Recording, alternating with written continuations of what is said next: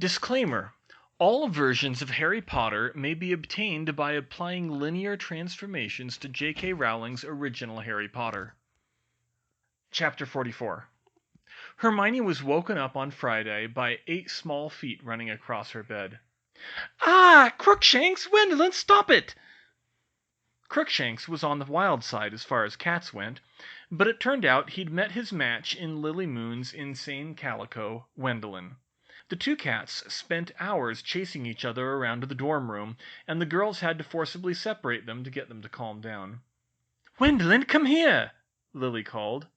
The cats ran towards her and around her legs until she tripped and fell back on her bed. Her friend, Sally Ann Perks, dove at Wendelin, but she evaded her, and Crookshanks just ran her over. Hermione thought that being half Kneazle, Crookshanks might be wired for a larger space, but she didn't know what Wendelin's excuse was. Finally, Lily grabbed her wand from her bedside table and said, "Immobilis!" freezing her cat in place. Sometimes the only way to get a cat to behave was magic. "Ah," Lily said as she picked the cat up.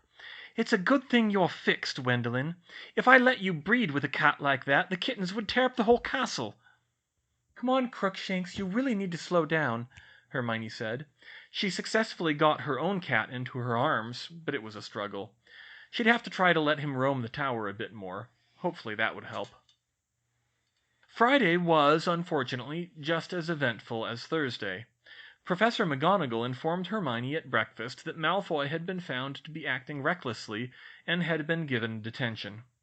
However, she also warned Hermione to be careful about her use of magic, and that Malfoy's father still might get involved. Malfoy himself was fuming, but Snape was positively vicious in potions. Hermione wasn't sure if it was because of the Buckbeak incident, though, because Snape had been in a foul mood since the welcome feast. It started out innocently enough, even a little interesting. "This year I expect fewer errors from you in your brewing," Snape had said. "By now you should be able to make minor adjustments to your potions, and recover from mistakes without the disasters I have had the misfortune to witness in previous years. In particular, corrections to stirring patterns can be made with simple formula that can be found in your book, so I do not want to see any submissions ruined because one of you dunderheads misplaced a stir." Hermione was happy to see the arithmetic aspects of potions coming out, but when Snape threatened to test Neville's horribly botched shrinking solution on his toad, Trevor, that was a step too far. It was terribly cruel and questionably legal, not to mention that it could kill Neville's beloved pet. At that, Hermione flat out defied Snape to help Neville fix his potion. It cost her 5 points from Gryffindor, but it was worth it, and she would definitely be lodging a complaint against Snape when she got a chance. Actually, maybe she should start keeping track of the punishments Snape gave out in class. Everyone knew he was biased, but no one ever had had hard numbers. It might help her case. "I don't get it. Why does Malfoy think I want revenge on Sirius Black?" Harry said as they left the class. Malfoy had shifted gears from his Dementor material and had started taunting Harry about Black for reasons as yet unclear. "It's like everyone thinks I'm going to do something stupid and go after him. I'm not that bad, am I?" "Well, you do have your moments, Harry," Hermione replied cautiously. "But no, there's certainly no reason for you to go after Black." "I hope." Defense against the dark arts was her only other class for the day, and even after he'd handled the Dementor so expertly on the train, Hermione was wary of Professor Lupin. However, as she watched, he actually seemed to know what he was doing, tattered clothes notwithstanding. Maybe they'd got lucky this year. He jumped right into the practical lessons, banishing Peeves with ease in the corridor, and led them to the staff room, where Snape took the opportunity to bully Neville again. Yes, something definitely needed to be done about him. And he introduced them to a boggart. Boggarts were not listed in Fantastic Beasts and Where to Find Them, which was pretty comprehensive for the British Isles, which meant they almost certainly weren't a type of beast, but rather a spirit. They were listed in The Essential Defense Against the Dark Arts, however. They were shapeshifters, and they took the form of whatever you feared most. That was a little disturbing to Hermione. She honestly wasn't sure what she feared most, and whatever it was, she wasn't sure she wanted it aired out in front of the class. She suspected a number of other people in the class wouldn't like it either, but Professor Lupin pressed ahead anyway. Hermione felt sick when Neville said that the thing that scared him most was Professor Snape. Her estimation of Snape fell even further, if it was possible. For a teacher to make himself into a student's worst fear was just plain wrong. And this was Neville, who, well, he'd never said, but she got the same feeling from him sometimes that she got from Harry, that he was haunted by some pretty nasty demons from his past. And yet, it was also intriguing. Neville had to face his worst fear twice a week in class, and never said anything. Maybe he was more a Gryffindor than everyone thought. Anyway, seeing the boggart Snape in Neville's grandmother's clothes was some sweet payback. Hermione wished she'd had a camera. The way to banish a boggart was to use the spell Ridiculous to turn it into something funny. In front of Dean Thomas, the boggart turned into a crawling, disembodied hand. He must have seen the Addams Family one too many times, Hermione thought. And with the application of Ridiculous, it was caught in a mousetrap. For Seamus Finnegan, it became a banshee, who lost her voice. For Ron, a giant spider, which he put on roller skates. And for Parvati, it was a mummy, which tripped over its own bandages. The scariest part of the lesson for Hermione was when Padma faced the boggart, and it turned into a giant cobra. She started having flashbacks to facing the basilisk in the Chamber of Secrets. But it thankfully didn't last very long, as Padma cast Ridiculous, and the boggart transformed into a giant, very creepy-looking Jack-in-the-Box. "Padma, that's not funny!" Lavender Brown cried. "Can I change my fear to that now?" asked Kevin Entwistle. Lupin didn't give Harry or Hermione a chance to face the boggart, which Hermione was relieved and disappointed about at the same time. It was probably intentional for Harry. Lupin probably thought the boggart would turn into Voldemort. She wasn't as sure about herself, but if he'd heard about her own exploits, it might have been for the same reason. Still, the exercise left everyone else in such high spirits that she thought it would have been nice to find out what her worst fear was. And there was something else that troubled her. When Professor Lupin jumped between Harry and the boggart, it had changed into a silvery white orb. She only saw it for a split second, but she was sure she had made out Oceanus Proceralium, Mare Ibram, Mare Serenitatis, and Mare Tranquillatus. But why would Professor Lupin's worst fear be the moon? Hermione was practically bouncing with excitement when she came to the door of Professor Vector's classroom the next day. Over the past 2 years she had learnt a lot of arithmancy, but this was the first time it was truly going to be on her level. With her maths skills leaving everyone else in the class in the dust, she had never been pushed to work to her fullest potential in that class. Until now. Once again Professor Vector greeted her with a smile, any lingering concerns about the incident on Thursday apparently erased. "Hermione, hello, please come in," she said. "Hello, Professor." She entered the room, and Vector directed her to sit on a chair across from the teacher's desk. "It really is good to see you," Vector said. "I've been wanting to hear more about your summer. I take it Dobby worked out for you?" "Oh, Dobby's been excellent. Well, he did nearly burn our house down his first day, but after that we've barely had anything to complain about." "Burn your house down? How could he do something like that?"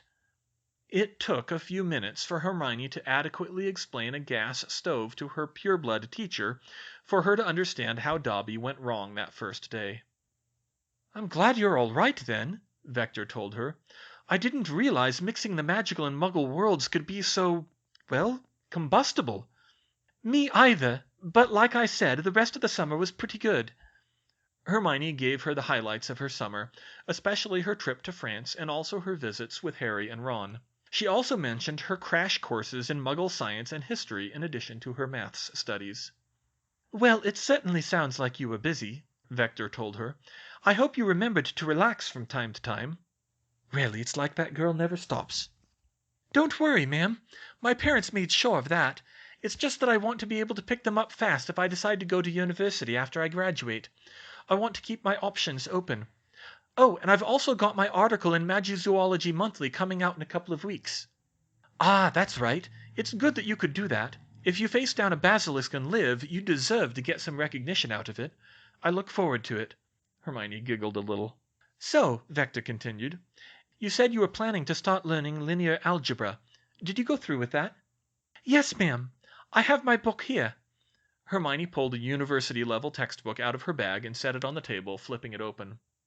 "I've got up through the chapter about using matrices as linear transformations on vector fields. I was just about to start in on studying vector spaces proper." She trailed off and started giggling that much harder. "Something amusing?" her professor asked. No, Professor, it's not. I mean, you must get those puns all the time, right?" Vector smiled. "Just you wait till next year, Hermione. I'm perfectly capable of holding my own with the puns." Hermione raised an eyebrow with skepticism, but she said nothing. Meanwhile, Vector pulled out a small tome that seemed to be bound from a sheaf of notes. "Since you told me you were working on linear algebra, I went back and compiled all my old notes on the subject. It's probably not as comprehensive because it's near the limit of what arithmancers typically use, but they're still a good reference. I thought we could start by comparing them with your textbook." "Okay." They started comparing. It was confusing for a while, until they sorted out the different notations, but it quickly started to make sense. Even if they were presented in a different order, Vector was able to get a good understanding about what concepts Hermione's textbook was showing. "Well, your book is definitely more thorough," she concluded. "You're probably better off continuing with that, and will use my notes for the magical side of things. Of course, I'll continue to help you out with the maths. Now, my goal for this independent study is to introduce you to arithmetic concepts that we won't be covering in class. You're probably not prepared to go too in-depth yet, but I can definitely give you a survey of where things stand in the field. For example, you've probably noticed that in class we focused much more on the arithmancy of charms than that of transfiguration. Do you have any idea why?" Hermione said. "I've been wondering about that, but I'm starting to understand why. Since transfiguration deals with transformations, while charms usually don't, it stands to reason that the spells tend to be described with a linear algebra rather than with the analytic equations we used last year." "Precisely. We'll be describing some simple transfigurations this year in terms of matrices, but the why is largely beyond our level, so I wanted to show you how those simple spells are constructed in the more general context of linear transformations, which is a much more powerful tool for transfiguration spellcrafting." Hermione followed along with interest. What little she had learnt of transfiguration spells seemed to make much more sense when described in this way, much more systematic. She could think of a few charms that would potentially fall under this field too, like the engorgement and shrinking charms, but she filed that thought away for later. Most of all, though, she was glad for the one-on-one instruction. She was sure that she would learn the material that much better that way. She thanked Professor Vector again for letting her do it when she left for dinner. Hermione found the tiny elf-sized passages leading up from the great hall to be a little more cramped than last year. She measured with her hands, and estimated that if she ended up as tall as her mum, she could still get through them with no trouble, though she wouldn't want to gain too much weight. The way Ron kept growing, on the other hand, it might become a tight spot for him. Of course, Ron and Harry didn't often come up here with her anyway. She was the only one who really took an interest in the elves. As she crawled, her thoughts wandered to what she was going to write to her parents tonight. It seemed things were never simple at Hogwarts. "Dear Mom and Dad, my new classes are great so far. Hagrid's teaching magical creatures, and I got to pet a hippogriff.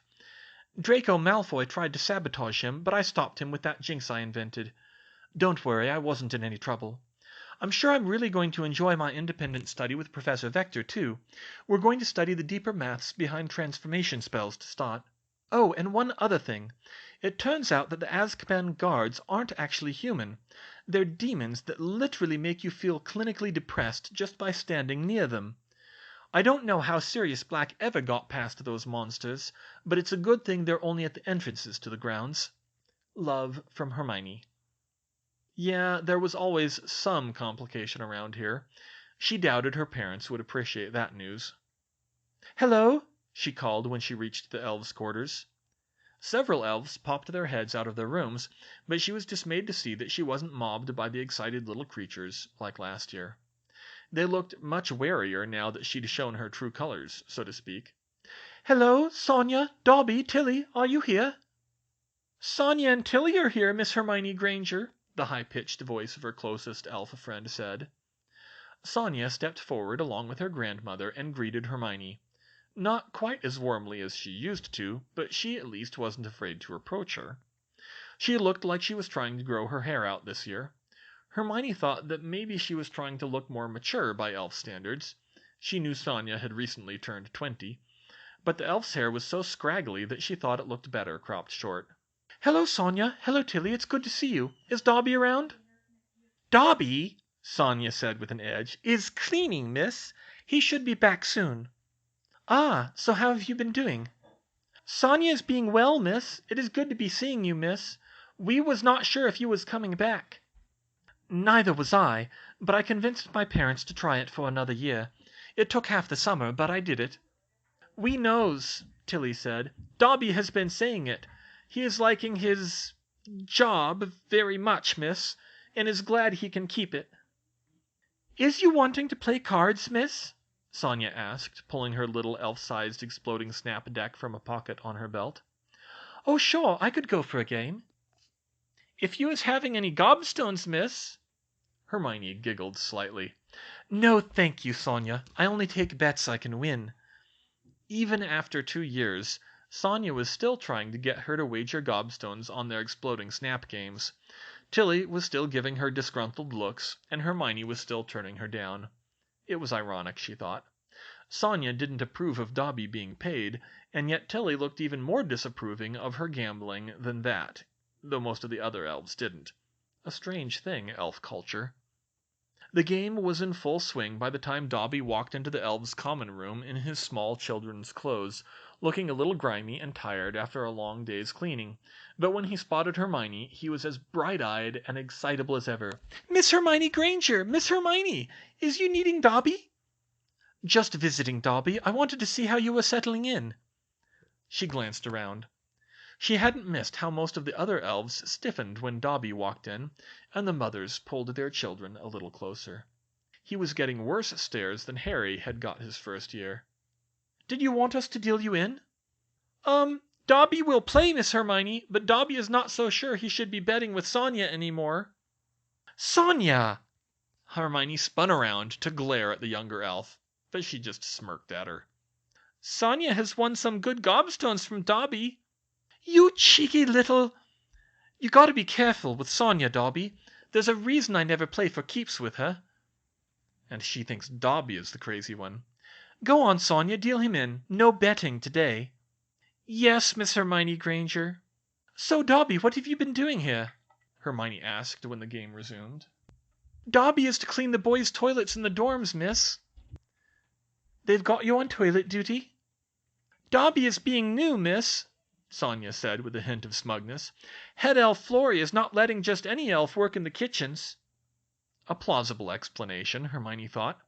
It was probably even true.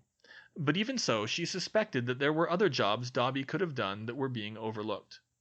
And as a former family elf, Dobby was qualified for just about every job. Typical discrimination. There ought to be a law. Hermione shook her head at her own silliness. Technically speaking, she was thinking about anti-discrimination laws to protect the free workers from the slaves. Her world was mad. The foursome continued to get stares as the game went on, and Hermione could hear what sounded like snide whispers behind her back. Oh yes, bullies could be found everywhere, even amongst a species as submissive as elves. It didn't help that Dobby stood out like a sore thumb. Wearing clothes like that with all the other elves in tea towels, Hermione started to think that Dobby must look to them like a very flamboyant cross-dresser. In fact, that was literally true, she realized. In elf culture, wearing human clothes was cross-species dressing. Well, there was plenty of time to deal with that. After a few more rounds of the game, Hermione brought up her other reason for coming up here today. "Hey, Sonia, last spring you promised to show me that last secret room on the 7th floor." Sonia jumped to her feet with a grin. "Oh, yes, Miss Hermione Granger," she squeaked. "We can be going now if you likes." "That would be great. Dobby, you should probably come too." "Yes, Miss Hermione." Dobby?" Sonia squeaked, grumbling a little. "Well, he might need to find it sometime." "Sonnet," Tilly jumped in softly, "you knows Dobby will needs to know all the rooms." "Oh, of course," Sonia replied reluctantly. "Please be following Sonia." Hermione had spent most of her Sunday wandering the castle checking for any new or disappeared rooms. She figured she'd better do it now before she got too much homework. So all she needed was the last room. Sonia quickly led her and Dobby up to the 7th floor corridor with the tapestry of dancing trolls. "This is being the last secret room, miss," she said. "It is being extra special." "Must be extra secret, too," Hermione said. "I can't see anything." Sonia giggled. "It is, miss. We elves calls it the come and go room because it comes and goes, and it is also being called the room of requirement because it becomes what you requires." "It becomes what you require?" she said in surprise. "Kind of like up in the great tower, but more controlled?" The elf shrugged her shoulders. "Sonia supposes so, miss." Hermione remembered her excursions with Ginny up above the 16th floor. They'd gone there a couple more times before school let out, when the red-headed girl had been in danger of a breakdown and needed to talk it out. It was always hard to get that high up in the great tower and find a reasonably arranged room. "Well, file that under would have been nice to know before. How does it work?" "You is needing to walk past the tapestry 3 times whilst thinking about what you needs, miss." "Okay, simple enough." Hermione backed up and paced by the dancing trolls. "I need a private room for a talk," she thought. "I need a private room for a talk. I need a private room to talk." On the 3rd pass, an ornate, polished door appeared in the wall opposite the tapestry. Hermione grabbed the brass handle, not knowing at all what to expect, and opened it. On the other side was exactly what she wanted, even if she hadn't fully articulated it. A miniature common room like the ones she had sought out in the upper floors, but more fully realized. A sofa with a side table and a lamp, a study table with 4 chairs, and a working fireplace with a fire already started, all decorated in Gryffindor red and gold. This was much better than climbing to those scrambled heights, and she could probably think of other uses for the room before long. "This is being very great magic, Miss Hermione," Dobby said with wide eyes. "Sonia, this is brilliant," she said. "How many people know about this?" "The elves all knows, Miss Hermione Granger, but Sonia's not sure if anybody else does, even Professor Dumbledore. We elves use it to store things. Many students and teachers hides things here, or hides themselves, but very few ever finds it again, miss." Hermione laughed and took a seat on the sofa. She patted the cushions next to her, and Sonia and Dobby hopped up. "And the purebloods all say house elves are beneath them," she said with a grin. "Thank you so much for helping me with my map, Sonia." "You is most welcome, Miss Hermione Granger. Sonia's happy to help a friend of elves." Hermione pulled out her map and wrote how to get into the room. "So then this really is a complete map of the castle now?" Sonia laughed at that. "Oh, Miss Hermione Granger, Hogwarts is always having more secrets." It figured, she'd thought. The elves never knew about the Chamber of Secrets. What if the other founders had made secret spaces of their own? What if this room and the great tower were 2 of them? What if they weren't? There was bound to be plenty that was beyond Sonia's knowledge. They sat and chatted for a while, then Hermione checked the time and said, "It's almost dinner time. We should go. Sonia, it was good to see you. I'd like to talk to Dobby in private for a minute, please." A faint scowl crossed Sonia's face, but she said, "Yes, Miss Hermione Granger. Sonia will be seeing you later." She left the room, leaving Hermione and Dobby alone. "Dobby," Hermione said, kneeling down to face him eye to eye, "how are the other elves treating you?" Dobby's ears drooped, and his whole body seemed to slump a bit. "They is not so nice to Dobby. Dobby has told Miss Hermione that it is a great disgrace for an elf to be dismissed, and they is not liking that Dobby likes being free, but they is still much better than Then Dobby's old masters," he whispered. Hermione nodded sadly. "I was afraid of that. It might take them a long time to come to terms with you. Sonia and Tilly still seem to like me, though. I'll keep working on them to work on the other elves to be nice to you." "Thank you, Miss Hermione." Fred and George examined a very special sheaf of parchment as they wandered the school. It was a splendid piece of charms work, no doubt about it. But today it was acting a little funny. "Say, have you seen Hermione on the hill lately, Fred?" George asked. Fred thumbed through the pages. "No, I haven't. I thought I saw her climbing the stairs in the east wing a while back, but she's not there now. That's not near one of the places she told us about that isn't on the map, is it?" "No, it's not. I wonder where she went. Hope she's not in any Oh, wait, there she is." Fred pointed to an out-of-the-way section of the 7th floor. "Oh, yeah, that's weird. It's like she just appeared there." "Yeah, weird. Well, better keep going. These pranks aren't going to prank themselves, you know."